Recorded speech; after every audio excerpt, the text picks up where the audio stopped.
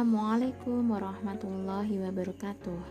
Bagaimana kabar anak-anakku kelas 6 MI Muhammadiyah Karanganyar? Pada kesempatan kali ini, mari kita belajar bahasa Indonesia kelas 6 tema 2 dengan materi mencari informasi penting dari teks. Sebelum kita memulai, mari kita membaca basmalah terlebih dahulu. Bismillahirrahmanirrahim.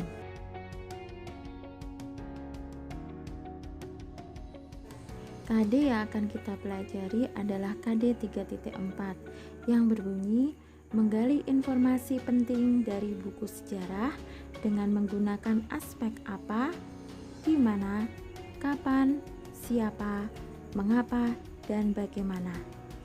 Adapun tujuan pembelajarannya adalah yang pertama, siswa dapat membuat kalimat tanya. Kedua, siswa dapat menyusun kalimat informasi dari kalimat tanya dengan jawaban lengkap melalui kalimat efektif dan kata baku.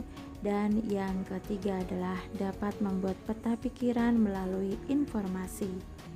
Anak-anakku masih ingat dengan pembelajaran atau materi informasi pada saat di kelas 5? Pengertian informasi adalah sekumpulan fakta yang menggambarkan sebuah peristiwa atau kejadian tertentu. Nah, di kelas 6 ini anak-anak akan menggali informasi melalui teks sejarah. Apa itu teks sejarah? Teks sejarah adalah teks yang memuat peristiwa atau hal yang memiliki nilai sejarah. Lalu, bagaimana cara menyusun kalimat informasi? Kalimat informasi dapat disusun dengan 3 cara. Yang pertama adalah baca teks. Bacalah teks dengan membaca intensif. Yang kedua, susun kalimat tanya. Dan yang ketiga adalah jawab pertanyaan dengan jawaban lengkap dengan menggunakan kalimat efektif dan kata baku.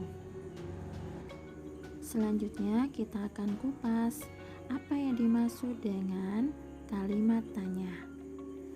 Kalimat tanya adalah kalimat untuk menanyakan sesuatu. Kalimat tanya menggunakan kata tanya, diakhiri tanda tanya.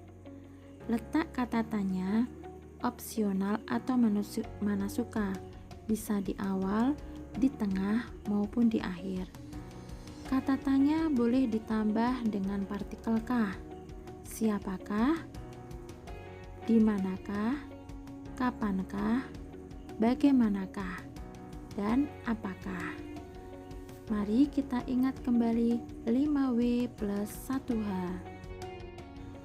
Mari kita belajar 5W plus 1H dan fungsinya. W yang pertama adalah what. What digunakan untuk menanyakan hal atau peristiwa yang terjadi. What artinya adalah apa.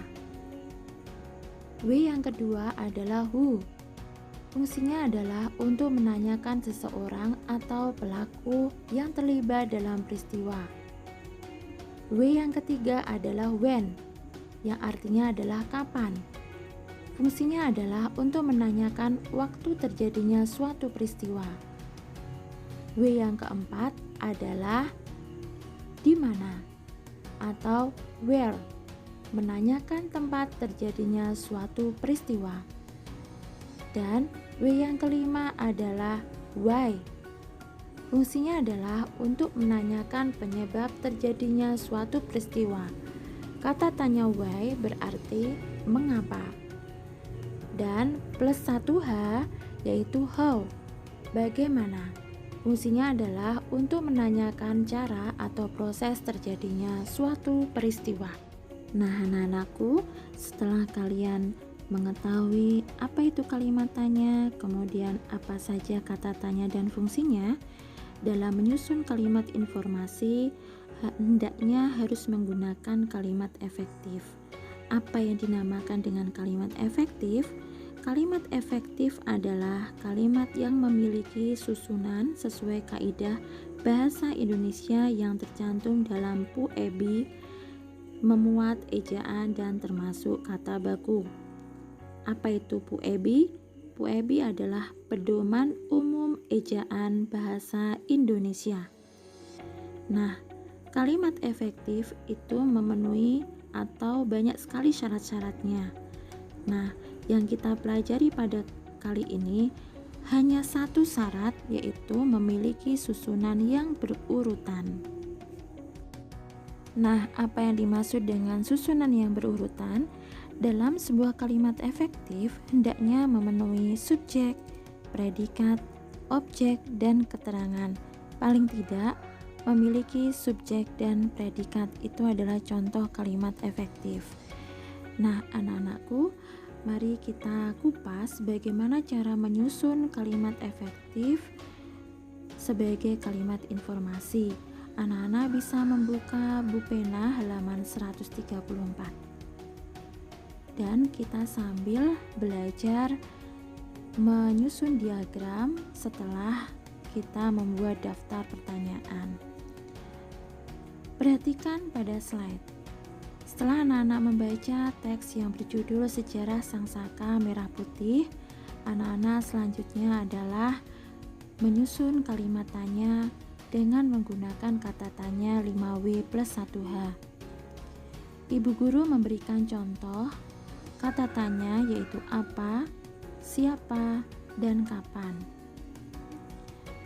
Kata tanya apa, maka daftar pertanyaannya adalah apa makna warna merah dan putih pada bendera Indonesia?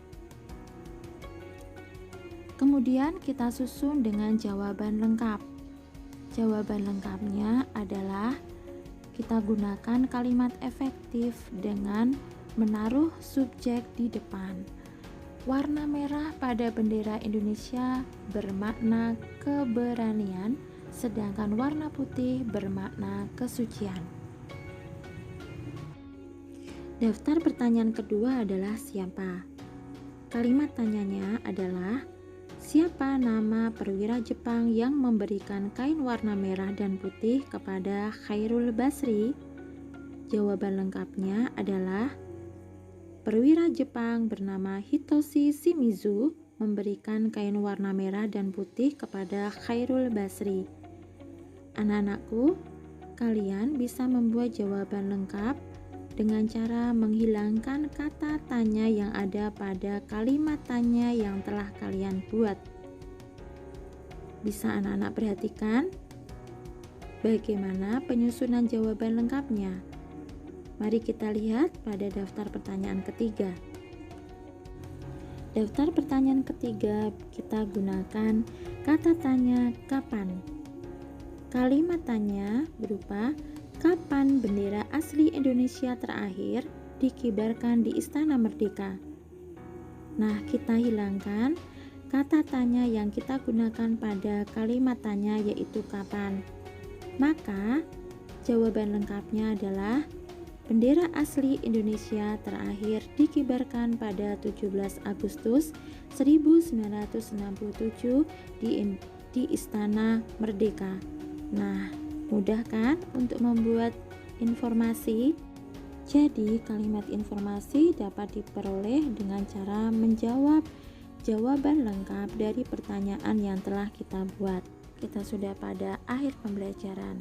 Kita akhiri dengan ucapan hamdalah dan wassalamualaikum warahmatullahi wabarakatuh.